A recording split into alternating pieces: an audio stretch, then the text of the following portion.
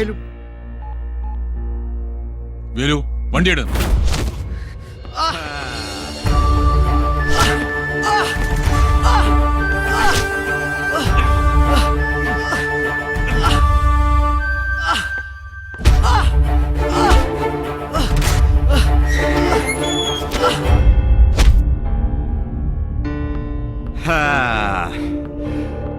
എങ്ങനെയുണ്ടാ?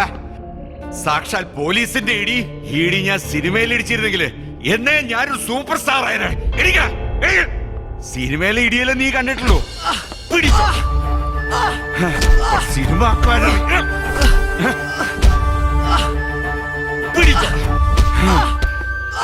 പ്രേമം.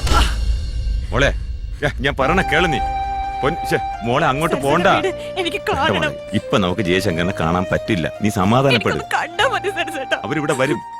സമാധാനപ്പെടും. ഞാൻ പറയണ കേള്. മോൾ ഇവിടെ നില്ലേ. എന്റെ മോനെ നീ തല്ലുവല്ലടാ. അവൻ കെട്ടായിരുന്ന പെണ്ണിനെ തന്നെ നിനക്ക് പ്രേമിക്കണോ? സാറിന്റെ ഇടിക്കരുത്. നായിന്റെ മോനെ ഇടിച്ചാ നീ എന്ത് ചെയ്യൂടാ? പിടിച്ചോ.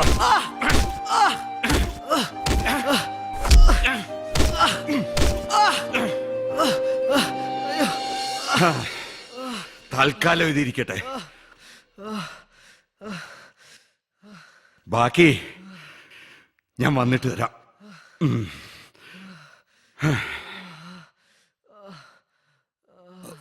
സാർ സാർ സാർ ദൈവത്തെ ഓർത്ത് ഇനി അവനൊന്നും ചെയ്യരുത്. അവൻ ഈ നാട് വിട്ടു പൊയ്ക്കോളും. ഇനി മടങ്ങി വരില്ല.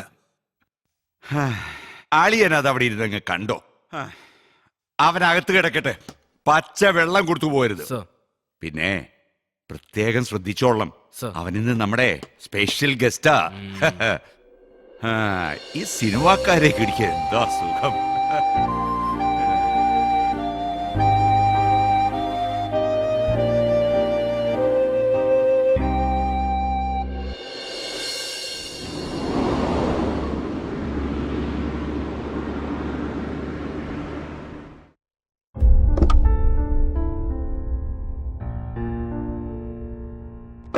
ആന്റണി, കനക, നീ ഇത്ര നാൾ എവിടെയായിരുന്നു? ഞാനെല്ലാം വിശദമായിട്ട് പറയാം ആന്റണി. ആന്റണി, എടാ ചതിയാ, നിന്നെയാടാ ഇത്രയും കാലം ഞാൻ കാത്തിരുന്നത്. ഞങ്ങളുടെ കാശ് വാങ്ങി പറ്റിച്ച് മുങ്ങിയ നിന്നെ ഞാൻ വിടില്ല. ആന്റണി, നീ അവനെ വിട്. ഓഹോ, അപ്പൊ നീയും കൂടെ ചേർന്നുള്ള കളിയായിരുന്നല്ലേ ഇത്? എടാ, ഇവനെ കണ്ട കൊല്ലാൻ നടന്നല്ലേ നീ? ഇപ്പൊ നീ ഇവന്റെ കൂടെ കൂടിയോ? നമ്മളെ പറ്റിച്ച കാശ് കൊണ്ടല്ലടാ ഇവൻ പണക്കാരനായത്. ആന്റണി, എല്ലാം പറയാം. എന്റെ മകനെവിടെ? ജയശങ്കർ. അപ്പൊ ജയശങ്കർ നിന്റെ മകനാണല്ലേ? ഒരിക്കൽ സിനിമ പിടിക്കാൻ എന്റെ കടപ്പാടം വിറ്റ കാശ് കൊണ്ടാ നീ പോയത്. ഇപ്പൊ എന്റെ മകളുടെ കല്യാണത്തിന് വെച്ച കാശ് കൊണ്ട് ഇവനും. പറ, നിങ്ങളോടൊക്കെ ഞാൻ എന്ത് തെറ്റാ ചെയ്തത്? ഇനി എന്റെ മകളെ ഞാൻ എങ്ങനെ കല്യാണം കഴിച്ചു വിടും? എല്ലാത്തിനും കാരണം നിങ്ങളോ? ആന്റണി, ഞാൻ പറയണമെന്ന് കേക്ക് നീ. ആദ്യം ഞാൻ എന്റെ മകനെ ഒന്ന് കാണട്ടെ. എടാ, അവൻ തികച്ചും നിരപരാധി. എനിക്കൊന്നും കേൾക്കണ്ട. നീ കേൾക്കണം. അന്ന് ഷൂട്ടിങ്ങിന് പണവുമായി പോകുന്ന വഴി അവന്റെ പക്കലുണ്ടായിരുന്ന പണം ആരോ തട്ടിക്കൊണ്ടുപോയി.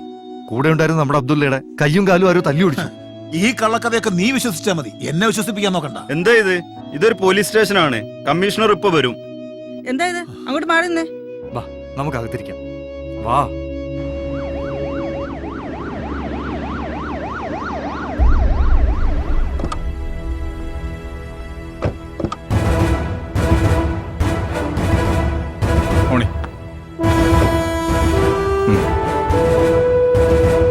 ആരാ രാംശങ്കർ?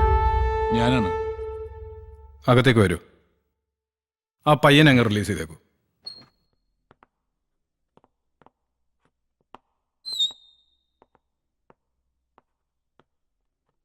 ഇരിക്കൂ പ്ലീസ്.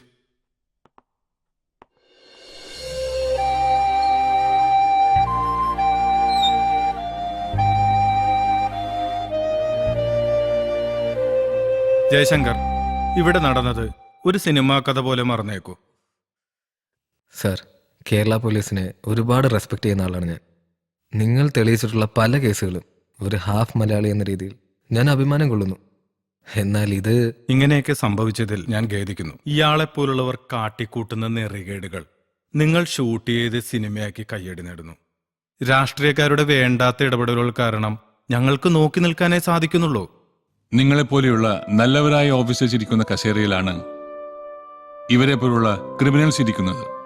കാക്കി അഹങ്കാരത്തിന്റെ മുദ്രയാക്കിയ ഇവരെ ഡിപ്പാർട്ട്മെന്റ് കൈകാര്യം ചെയ്തില്ലെങ്കിൽ ജനം തെരുവിൽ കൈകാര്യം ചെയ്യും. അങ്ങനെ നിയമം കയ്യിലെടുക്കാനുള്ള അവസരം ഇവിടുത്തെ ജനങ്ങൾക്ക് കൊടുക്കരുത് സർ. നിയമം തോൽക്കുന്നിടത്താണ് വിപ്ലവം ജയിക്കുന്നത്. ഇല്ല രാംശങ്കർ, ഇവിടെ നിയമം തോൽക്കില്ല. പിന്നെ എത്ര മനോഹരമായ പൂവിലും ചില ചെറിയ കീടങ്ങൾ വന്നിരിക്കും. ഇതങ്ങനെ കണ്ടാൽ മതി.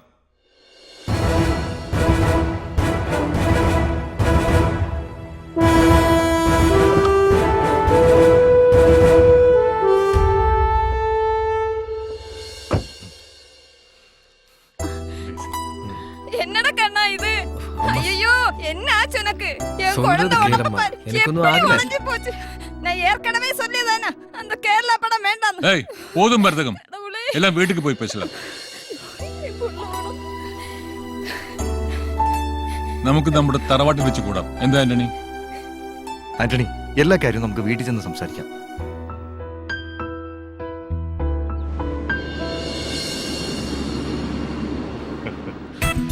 ഇതാണോ അപ്പ ജനിച്ച വീട്? അതെ മോളെ, ഇത് തന്നെയാ അപ്പ പറയാറുള്ള തറവാട് വീട്. ரொம்ப அழகா இருக்கு. അതെ അതെ, നല്ല ഐശ്വര്യമുണ്ട്. തറവാട് വീട് തന്നെ. ആന്റണി എന്താ ഇറങ്ങാത്തെ? ഓ, അവനെ ഞാൻ വിളിക്കാം. നിങ്ങൾ അകത്തേക്ക് ചെല്ല്. ശ്ശോ, നല്ല ഭംഗിയുണ്ടല്ലേ. ആന്റണി, വാ. ഹാ, എന്താടാ ഇത്? ഇന്നലെ സ്റ്റേഷനിൽ നിന്ന് പോരുന്ന വഴിക്ക് ഞാൻ എല്ലാം നിന്നോട് പറഞ്ഞല്ലേ. വാ, ഇറങ്ങ്.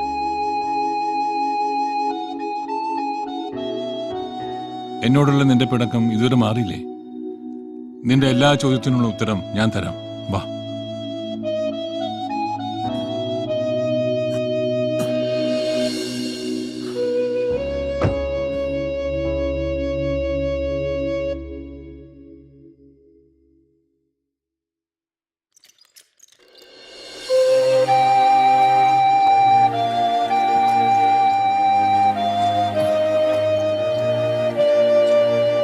അബ്ദുള്ള,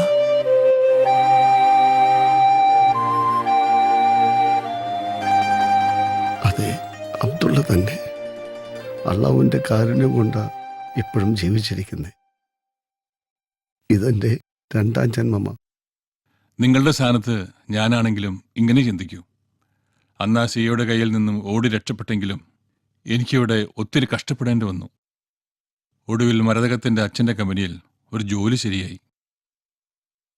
അവിടെ നിന്നായിരുന്നു രാംശങ്കറിലേക്കുള്ള എന്റെ വളർച്ച. നീ എന്നോട് ക്ഷമിക്കണം.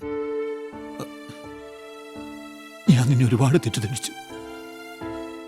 അള്ളാഹിൻ്റെ കൃപ കൊണ്ടാണ് നിങ്ങൾ മൂന്നുപേരെയും ഒരുമിച്ച് കാണാൻ പറ്റിയത്. ശരി അബ്ദുള്ള, അബ്ദുള്ള പോയി റെസ്റ്റ് എടുക്ക്. ഞങ്ങൾ കുറച്ച് സംസാരിക്കട്ടെ. ഹലോ.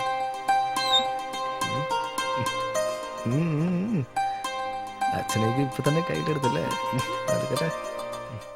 ചെല്ല്, ചെല്ല്. അതാ ഞാൻ പറഞ്ഞു വന്നത്. എത്രയോ നാളുകളായിട്ടുള്ള ആഗ്രഹമായി ഈ കൂടിച്ചേരൽ. എങ്കിലും നിന്റെ ഈ നിരപരാധിത്വം എങ്ങനെയെങ്കിലും ഞങ്ങളെ ഒന്ന് അറിയിക്കായിരുന്നു. എങ്കിൽ ഈ കൂടിച്ചേരലിന്റെ സുഖം കിട്ടുമായിരുന്നോ? ഇനി ഷൂട്ട് തീർക്കാൻ എത്ര ദിവസം എടുക്കും? എത്ര ക്യാഷ് വേണ്ടിവരും? കൊടുക്കാനുള്ള ക്യാഷ് എത്ര വേണ്ടിവരും? എല്ലാം ചോദിച്ചിട്ട് പറയും. ഇനി ക്ലൈമാക്സ് സീൻ എടുക്കാനുള്ളൂ. എന്നാ പിന്നെ അത് എത്രയും വേഗം പൂർത്തിയാക്കാനുള്ള ഏർപ്പാട് ചെയ്തോളൂ. മോള് പോണം, അയാളെ വിളിക്കുന്നിടത്ത്. അച്ഛാ. അച്ഛാ.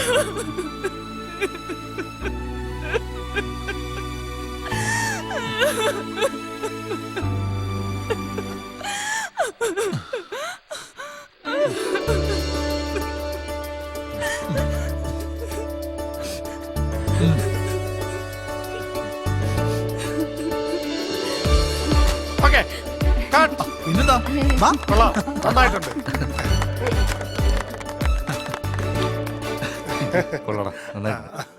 അതെ, ഒരു കാര്യം, ഞങ്ങൾ 3 പേരുടെയും ചെറുപ്പം മുതലുള്ള സ്വപ്നമായിരുന്നു ഇപ്പൊ ഷൂട്ടിംഗ് പൂർത്തിയായ ഈ സിനിമ. 2 മാസത്തിനകം ഈ സിനിമ റിലീസ് ചെയ്യും. ഞങ്ങളോട് സഹകരിച്ച നിങ്ങൾക്ക് എല്ലാവർക്കും എന്റെ നന്ദി അറിയിക്കുന്നു. ആ ഇനി മറ്റൊരു കാര്യം, ഇത് ഞങ്ങളുടെ രണ്ടാമത്തെ സിനിമയുടെ അനൗൺസ്മെന്റ് കൂടിയാണ്. ഞങ്ങളുടെ അടുത്ത പടം ഡയറക്റ്റ് ചെയ്യുന്നത് നിരവധി സിനിമകളിൽ വർഷങ്ങളായി അസോസിയേറ്റ് ഡയറക്ടറായി പ്രവർത്തിച്ചിരുന്ന ശ്രീ കൃഷ്ണൻ പോറ്റിയാണ്. ഉമ്മ അതെ, നമുക്കെല്ലാം കൂടി ഒരു ഗ്രൂപ്പ് ഫോട്ടോ എടുത്താലോ? അത് കലക്കും. ആ കൊള്ളാം.